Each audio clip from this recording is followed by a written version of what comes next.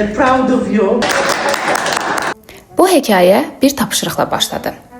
Məktəbdə şagirdlərə vətənpərvərlik mövzusunda təqdimat hazırlamaq tapşırılmışdı. Şərt isə çox sadə idi.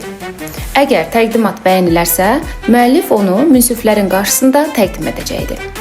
Fərəh hazırladığı təqdimatı göndərdikdən sonra 2 həftə gözlədik. Nəhayət, 2 həftə sonra belə bir mesaj aldıq. Universitetin 10 nömrəli otağında səhər saat 10-da 15 dəqiqəlik çıxışınız olacaq.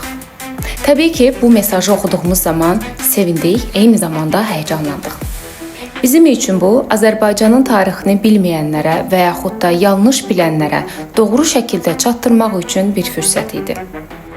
Danışdığı mövzunu təkcə sözləri ilə yox, hissləri ilə də çatdırmalı idi. Bədən dili, pauzalar, baxışlar, vurğular, bütün bunlar üzərində işlədik. Nəhayət, təqdimat günü gəldi. Həyəcanımız ən son həddə idi. Çıxışına 1-2 dəqiqə qalmış Fərəhə elə gəldi ki, o hər şeyi unudub. Təqdimatına bu cümlə ilə başladı. I really like public speeches. Azərbaycanın tarix boyu yaşadığı oxşar taleylərdən danışdı. Daha sonra 2-ci Qarabağ müharibəsinə qədər uzanan yolu qısa, amma dəqiq şəkildə izah elədi. İşğaldan əvvəl və sonrakı görüntüləri təqdim edərək müharibə sonrasında gördüyümüz işlərdən bəhs etdi. Çıxışını Xarı Bülbül festivalından bir parça ilə tamamladı.